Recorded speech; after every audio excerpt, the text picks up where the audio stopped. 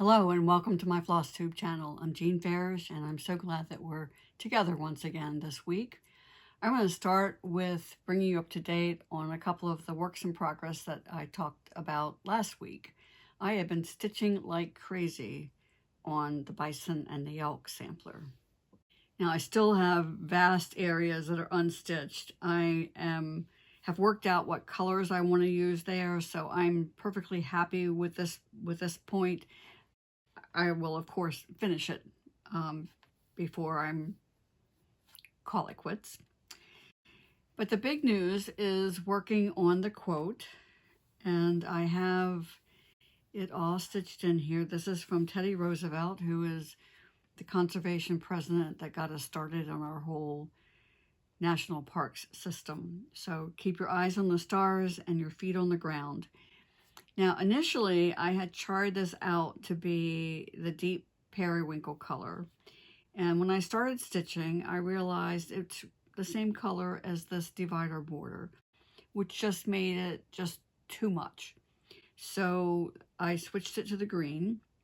While I was stitching it, I made a couple of changes in terms of placement and the lettering. When you look at letters, this little thing, like right here on the end of like this letter T right here. Let me see if I can point that out. So this little thing right here, this little stitch right here, those are called serifs. And when a letter doesn't have them, like the letters E, it's considered a sans serif. So there were places that I went back and added the little serif because it was going to fit in pretty well. So that was one change. But again, like I was saying last week, I stitch as part of the design process. And the other big accomplishment was getting this line stitched where I say the American Southwest. And again, the way I had the letter A charted was perfectly fine and legitimate. But as I was stitching it, I decided to add a little bit of a flare. So that's where I am with the Bison and the Elk. And I am, once again, just really looking forward to the time when I can gather with all the participants in this trip and share the stitching project with them. And I made all my changes in the Melbourne Sampler and got it pinned and framed. At this point without glass, because there's still some photography to do. But eventually, when I'm finished traveling with it this fall, I will end up putting glass inserted, and we'll most likely use what's referred to as art glass or museum quality glass. That's UAV protection. It doesn't have any glare and there's no distortion. Do be careful if you go for non-glare glass. Sometimes it can also distort the detail of your needlework. So just be aware when you're at a frame shop that there are a lot of different glasses available now. And to me, the best frame shops are the ones that have a nice display that really give you evidence as far as the qualities of the glass, that you can best choose the one that fits your need and your budget as well. This is, a little bit of background. This project I first designed as part of my video library series. Many of you have asked me what these brightly colored spines on my shelf are, and that's the original Spirit of Cross Stitch video library series that I produced back in the 1990s. And this is one of the projects I designed for that series. And it's kind of been sitting dormant all this time and kind of getting it out and getting it out there. It became nicknamed the Melbourne Sampler when in January of 2020, I taught it down in Melbourne, Florida for a wonderful EGA group at Indian River. A couple of weeks ago, I shared with you the experiment that I did on testing the colorfastness of 3 major brands of overdyed floss. And in my sharing that information with y'all, I made the comment that you need to be careful with your overdyes if they do start bleeding once you have washed them, to not iron the piece until you have totally gotten the bleeding out, because heat will set a stain. And then that made me think, well, if heat will set a stain, then can I set the color with heat? And so I promised that I would do that experiment, and that's what I have done in this last couple of days. In my continuing effort to explore the pros and cons of overdyed floss, I'm once again working with the three major brands: Classic Colorworks, Gentle Arts, which is, in this case, is the Simply Shaker line, and Weeks Dye Works. And as you can see, I chose three very similar colors in terms of the intensity, value, color range, however you want to describe it, of these three skeins. And what I'm going to be doing is experimenting with the idea of, can I heat set the color? I also will be experimenting to see whether or not there's any loss in the intensity of the color in this process. So I'm going to start with the Gentle Arts, since it's already cut, and explain to you what I'm going to be doing with all three of these. So just take this off the color card, and this brand comes pre-cut. So I want to see how many groups of 6 strands I have here. So I have 2, 3, 4, 5. Okay, so I won't be able to do this evenly, but I'm going to take out 2 and 2, and then leave 1. And what I'm going to do with the single one is put that back on the card, and this is going to be kind of our control when we're all done, to see whether or not if there's any loss in terms of the color, because that's one of the questions that's been asked when I did this previously, was whether or not the process of soaking it and using the color catcher, whether it changed the color at all in the effort of getting the excess color out. So that'll be our control. And of these two, one of them I'm going to heat set, and the other one I won't. And both will then go into one of my little white bowls with a color catcher, and we'll see what happens then. I'm going to do the same process with the other 2 brands. I'm not going to show you that on camera, but trust me that they'll all be done the same way. So here I am at my ironing board with the Classic Colorworks. This is my control piece.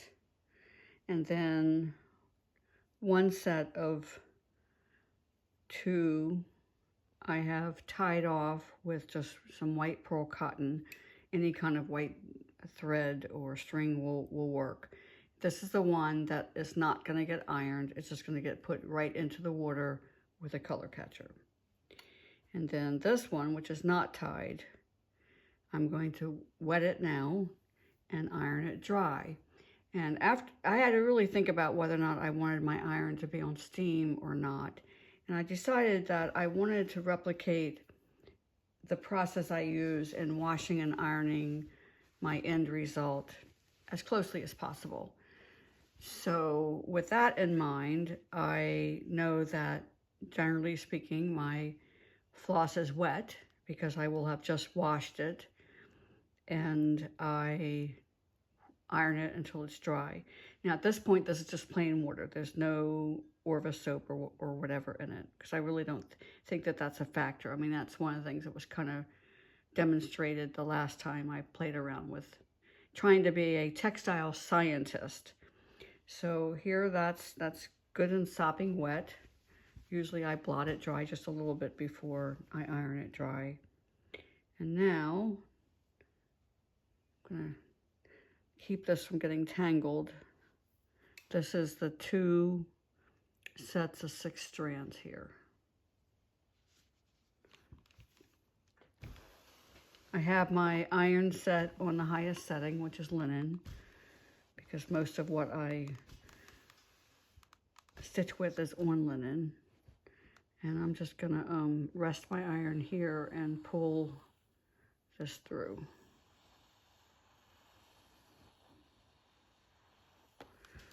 Actually, I don't want to rest it there too long. I don't want to scorch my towel. This is an old towel, but one I keep fresh and clean for when I'm finishing my needlework. Now that's still a little bit damp, so I'm going to do that again. Oh, wow. You know what's interesting is I can see, can you see this? There's already some color on the towel. That's interesting. And again, this is the classic Colorworks. So that alone tells me that this is a brand that that there's going to be some color loss.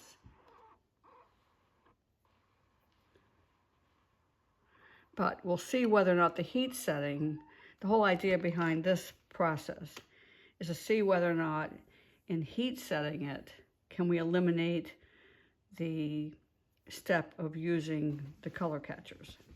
At least that's kind of my intent here. And the second part of this is to answer the question whether or not the color catcher process reduces the intensity of the color at all. Okay, so at this point, this is dry to the touch. And so it's ready for the second step. Now I'm gonna go through the same process with the other two brands as well. I'm going to turn my camera back on here for a moment because I'm now doing the Gentle Art Simply Shaker.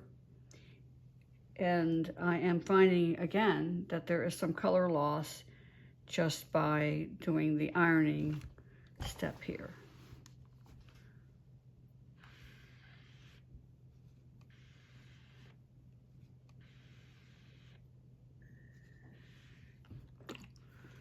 So you can see that just this process alone gets rid of some of the color. And you may be thinking, well, boy, that's a disadvantage, but the whole idea here is that we're trying to get rid of the loose color molecules, for lack of a better term, before we get to the point where we're stitching our work. So I don't see this as a big disadvantage that some of the color is coming off. If you really like the brand, then to me, the effort needs to be put into getting rid of the color before it ruins your work. So that's the whole idea, is we're trying to make a thread that's not color fast into a thread that is color fast. So this is now dry to the touch. So I'm going to set this one aside. And I am keeping my three brands very separate from each other so I don't get them confused. In an effort to be a little bit scientific, I've now gotten a different towel here, since the other towel I used one side for one brand and the other side for the other brand. So now we know for sure whether or not any color left behind is from this brand or not. And of course, this is the third brand. This is the Weeks Dye Works.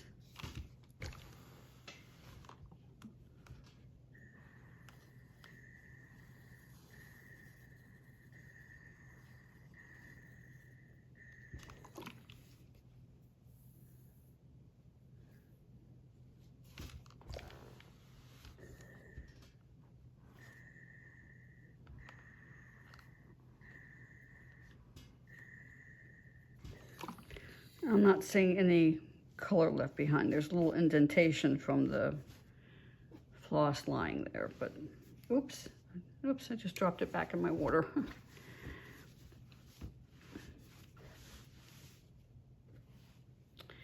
As they often say, don't quit your day job, Jean. I will never be a scientist.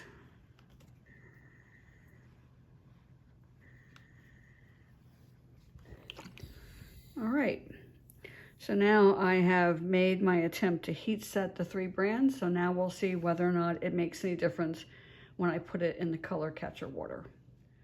Once again, I've taken a standard color catcher sheet and cut each one of them into 4 pieces. And so I had to use 1.5 sheets to give myself 6 pieces here for my experiment. Okay, so to explain my setup here, I've got the Gentle Arts sampler threads, Classic Colorworks, and Weeks. And then this row will be the ones that are not heat set, and this row will be the ones that are heat set. Now remember, in each case, the one that I heat set doesn't have any ties on it. So that's gonna go in the first row of bowls. But first, let me put my color catchers in each bowl. Now, each bowl has exactly 1 cup of water in it. I'm, again, trying to be somewhat scientific and consistent.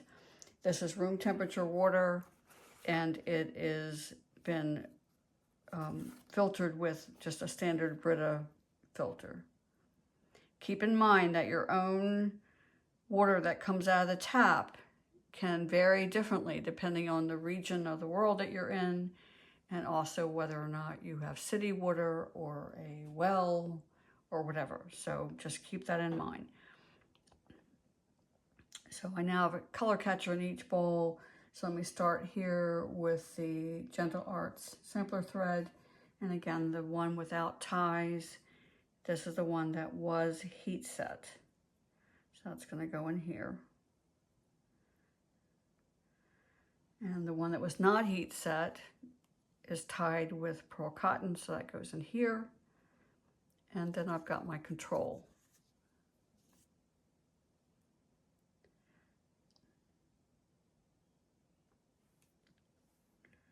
Repeat that for the other ones, the Classic Colorworks. The one without ties goes in the heat set. And the one with ties goes right here. So nothing has been done with it. That's straight off the card. And then this is my control. And then for the Weeks die works, there's my control piece.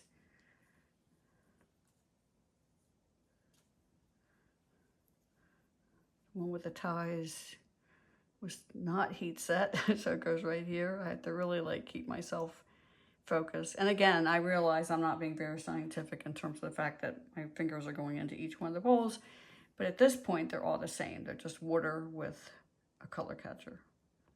Okay, so I'm gonna set my timer here for 3 hours and come back and see what the results are.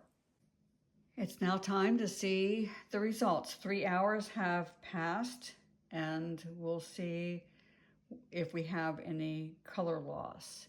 So I've set up a paper towel here and identified the various options. So this is the Gentle Arts Simply Shaker, which I earlier misidentified.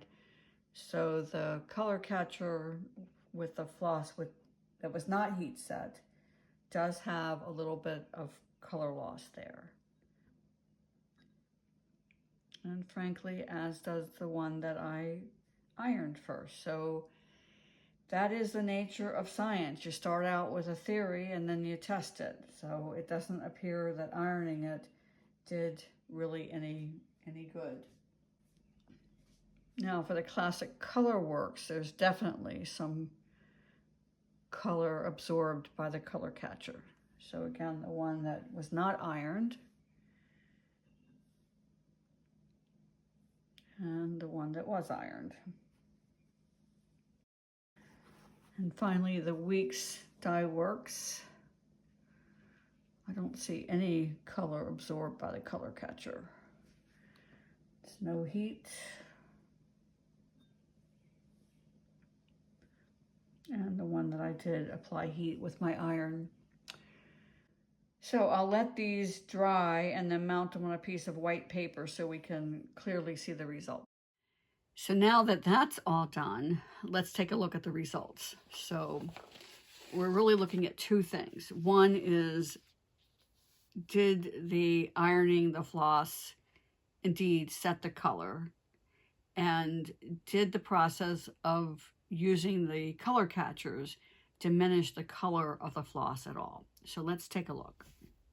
So taking a look at the Classic Colorworks, these are the color catcher sheets from the two bowls, one where I did not iron the floss ahead of time and one that I did. And I don't think that there's enough of a difference here for me to take the trouble of ironing the floss ahead of time. Now for this particular one, I would not start stitching with it at this point. I would be doing it over and over and over again until my color catchers came out totally clear. Kind of that was the conclusion from, like I say, a couple weeks ago when I did this.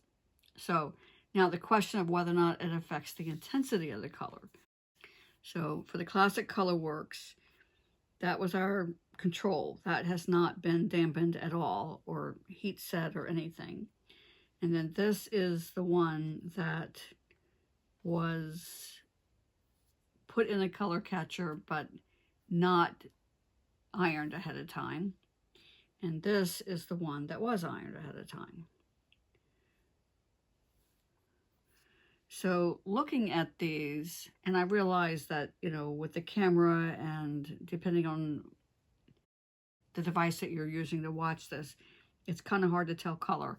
So I will just say that my feeling is that there's no loss of the intensity of the color at all.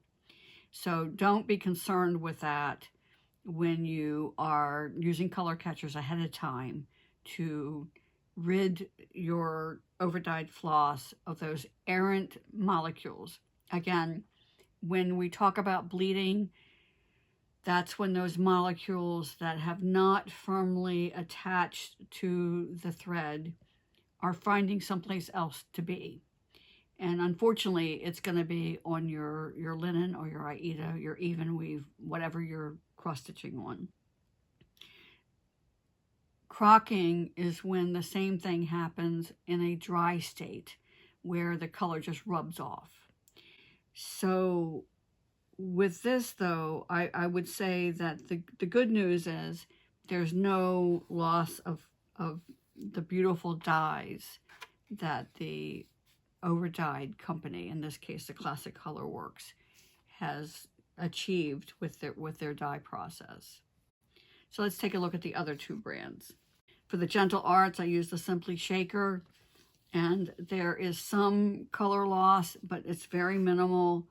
Again, between not using the iron and using the iron, there's not a discernible difference between the two. So again, ironing it ahead of time would just be a waste of time. Now, is there any loss in terms of the intensity of the color? So again, there's my control. Here's the one that was not ironed. Here's the one that was ironed. And again, I just don't see any loss in the hue or the intensity of these colors. They really are beautiful. And finally, let's take a look at the Weeks Dye Works. Now with this one, I don't see any color on my color catchers at all. So at this point, I would feel perfectly comfortable stitching with these. The other two, I would run them through the color catcher one more time. If the color catcher comes out clear, I'd consider myself done. If it didn't, I would do it yet again. Now, in terms of color loss, don't really expect any, but let's take a look. So again, there's my control piece. This one went in with the color catcher, but was not ironed ahead of time. And this one was ironed and then put into the color catcher. So again, there's just no discernible difference between them.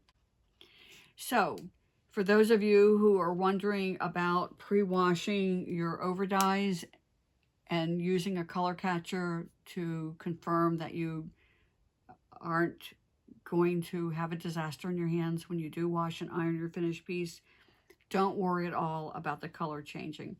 Again, this is what's important to understand the terminology. When we talk about bleeding and crocking, that is different from fading. Fading is, yes, when there is a loss of color, either through washing or through sunlight or something else that the color was exposed to. When we're talking about bleeding, that's not the same as fading. So I just wouldn't be concerned about it at this point. But I would definitely pre-wash my overdyes and test them with a color catcher just to be on the safe side.